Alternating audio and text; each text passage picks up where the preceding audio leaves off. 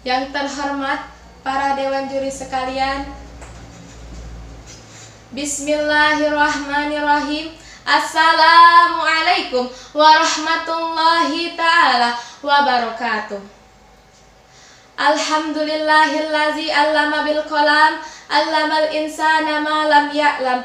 Wa sallallahu ala afsahil lisan wa khairil anam sayyidina Muhammad sallallahu alaihi wasallam wa ala alihi wa sahbihi wa man tabi'ahum bi ihsanin ila yaumil qiyamah, amma ba'du. Yang pertama-tama dan yang paling utama, marilah kita panjatkan puji beserta rasa syukur kita atas kehadirat Allah Subhanahu wa ta'ala, yang mana telah memberikan kita nikmat iman, nikmat ihsan, nikmat Islam, serta nikmat kesehatan, sehingga kita masih bisa merasakan puasa di Ramadan tahun ini dalam keadaan sehat walafiat. Alhamdulillah. Yang kedua, salawat beriringkan salam tak lupa pula kita haturkan kepada Habib tertinggi anti korupsi, baginda termulia anti durhaka, seorang pahlawan yang tak pernah makan bakwan, seorang proklamator yang tak pernah naik motor, yakni baginda besar kita Sayyidina wa Maulana Muhammad sallallahu alaihi wasallam, yang mana telah membawa kita dari zaman jahiliyah menuju zaman Islamiyah yang penuh dengan cahaya Islam yang kita rasakan sampai detik ini. Langsung saja, di kesempatan kali ini saya akan menyampaikan sebuah pidato yang berjudul Keutamaan Puasa di Bulan Ramadan. Hadirin yang insya Allah dirahmati oleh Allah Subhanahu wa ta'ala, Ramadan adalah bulan yang mulia, bulan yang berkah dan limited edition, di mana tidak semua orang dapat bertemu di bulan Ramadan, dan setiap umat Islam akan berbondong-bondong melakukan amal kebaikan, karena di setiap amal kebaikan akan dibalas dengan 10 kali lipatnya pahala. Dan di bulan Ramadan ini jugalah diwajibkan atas seluruh umat Islam yang ada di dunia ini yang telah memenuhi persyaratannya untuk berpuasa, sebagaimana yang terdapat dalam firman Allah yang berbunyi, A'udzu billahi minasyaitonir rajim. Bismillahirrahmanirrahim. Ya ayyuhalladzina amanu kutiba alaikumusiyam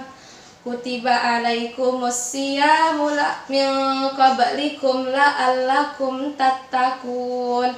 Shadaqallahul azim. Yang artinya, wahai orang-orang yang beriman, diwajibkan atas kamu sekalian berpuasa sebagaimana yang telah diwajibkan atas orang sebelum kamu agar kamu bertakwa. Quran Surat Al-Baqarah ayat 183. Dan puasa juga memiliki banyak keutamaan. Di antaranya ada 5 keutamaan berpuasa di bulan Ramadan.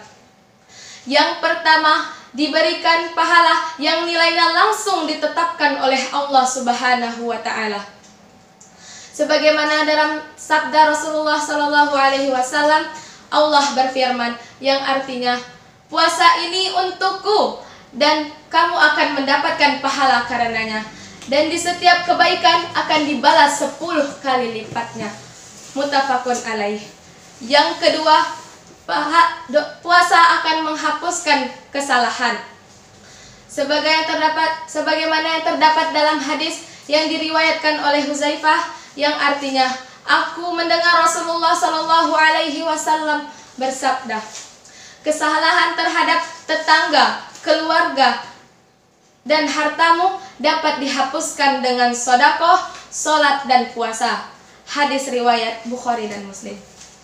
Yang ketiga, orang yang berpuasa akan masuk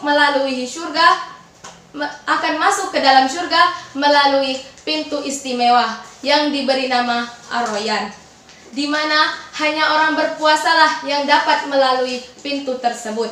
Apabila semua orang yang berpuasa telah masuk melalui pintu tersebut, maka pintu itu akan ditutup dan tidak ada lagi yang bisa masuk ke dalam surga melalui pintu tersebut.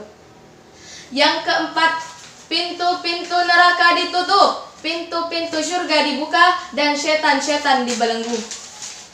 Akan tetapi, mengapa di bulan Ramadan masih banyak kita temukan kemaksiatan? Karena setan dari golongan manusialah dan hawa nafsu itu sendiri yang membuat manusia tidak bisa mengontrol maksiatnya.